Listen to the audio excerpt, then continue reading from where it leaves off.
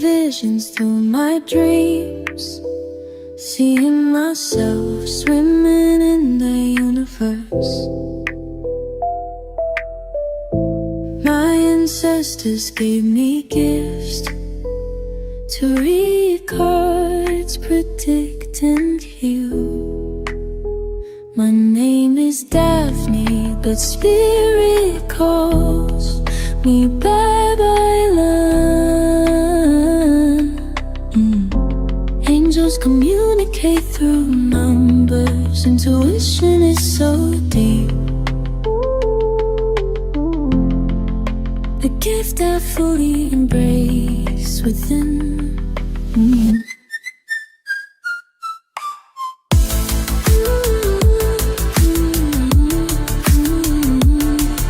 Hi everyone! Welcome po sa inyong Almost Personal Reading. I want you to know that this is a general reading and you may resonate po sa buong reading na ito or baka konti lang. Take what's only yours. I also want you to know that this is a timeless reading. So, pwede po mag-resonate sa inyo, no, ang buong reading na ito or baka konti lang. Take what's only yours. Tingnan natin ang nangyayari sa paligid with the Ten of Swords and the World card. Ayan ang pinaka masakit. Gusto nating mag-move on pero parang hindi tayo maka-move on. Gusto sana nating mag-move forward na sa buhay pero the memories, the emotions, it felt like ang hirap mag-heal. Sa nangyayari kasi sa'yo, naglalaban ng puso at saka isip, no? It's not aligned. Your hearts probably would love to give another try. Your heart also probably would love to wait. Pero kasi yung isip natin, parang sinasabi, no, you have to move forward. You have to accept the fact that this is it, that this is already it, na wala ng pag-asa, hindi na ito magkakaroon ng another form, no, of reconciliation, kahit maging okay pa, no, pero si heart mo willing. The Page of Wands, we are still probably checking our person's social media account with the Seven of Cups. Seven of Cups represents kasi yung sabihin nating etong si person kasi although kahit meron tayong mga ginagawa to divert our energy, no, to something or someone else, pagdating kasi ng gabi, doon tayo nakafocus no, sa kanya. Wala tayong ibang iniisip, wala tayong ibang gustong makasama, kung hindi siya lang. So, with the Five of Cups, nakikita naman natin dito yung panghihinayang. Panghihinayang din ni person. Actually, hindi lang naman ikaw yung nanghihinayang dito, pati si person din naman. Nakakakita tayo ng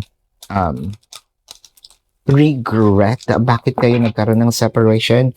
I feel like if we're going to connect the Seven of Cups and the Five of Cups, for some reason, sabihin natin nagkaroon ito ng ibang priority. Whether na-prioritize niya ang trabaho niya, nawala ng time sa'yo, na-prioritize niya ang kanyang hobbies, nawala ng time sa'yo, or pwedeng nagkaroon siya ng ibang priorities when it comes to other energies or tao na pwede nating sabihin na ikaw parang na-itchapwera ka niya. Whether this is a third-party situation, no? Or it can also be a new friend. No? Kasi meron talagang minsan pag nasa relasyon ka, you're competing with someone at ang masakit doon, hindi naman niya yung karelasyon as lover. Pero nakipag-compete ka kasi they've been friends probably ngayon lang na kailangan pakisamahan or patagal na hindi. Kumbaga, ang hirap makipag-compete kung sa meron na silang foundation, no? Although kahit friends pa lang yun. With the King of Wands. I feel like gusto mong makausap one more chance or one last time. Gusto mong magkaroon kayo ng conversation nitong taong ito. Yung, kumbaga, for the last time, no, let's lay down the cards. Let's give this probably connection, no, another try. Or if not, ayoko yung nakahang. Let's close this if we need to close this connection. No, parang ganon. With the Four of Cups, I feel like meron ditong nagpupumilit ha. Whether this is you or the other person. But it felt like with the Four of Cups, parang sinasabi ditong ayoko na.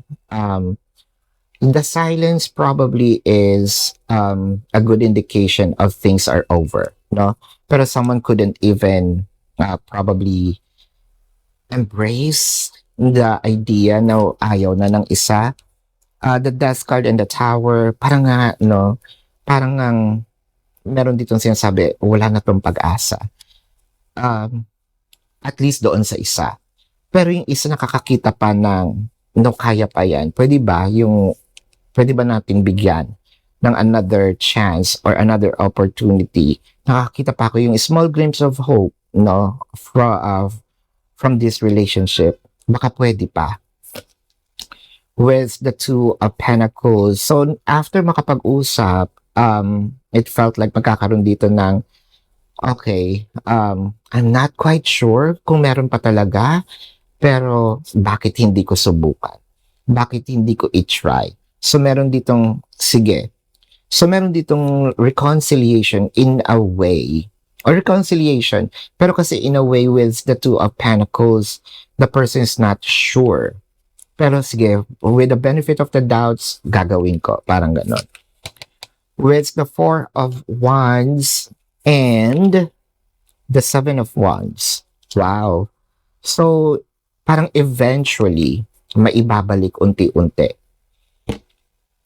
Eventually, kung ano man yung nawala dito sa relationship na ito, the trust, communication, parang yung foundation, no? Manunumbalik eh. It will come to a point na the Four of Wands, mabubuo uli yung foundation nitong relationship wherein unti-unting manunumbalik kung paano nagsimula. Kung gaano kalagkit itong relationship and then mas mahihigitan yung foundation na nangyari nga, no, or nagawa. So yeah, this is your reading. Pero bago natin i-check yung zodiac sign, kung kayo po ay nakaka-resonate, let me know sa comment section. At kung kayo po ay may mga tanong dito po sa video na ito, sa description box, nandun po yung link ng aking website. Nandun yung name, number, QR code, amount per question. You can take advantage of the 4 questions plus 1 kasi discounted na po yun. And if you want to book a private reading, nandun din po siya. Now, let's check the zodiac sign of the person. This can be their sun sign or a placement in their chart. Ganon din naman yung sa'yo. It can be your zodiac or a placement in your chart. I'm seeing Scorpio, Cancer, Leo. I'm seeing, Scorpio uli, Aquarius, Taurus, Leo, Sagittarius, Virgo, Aries. Scorpio is very dominant.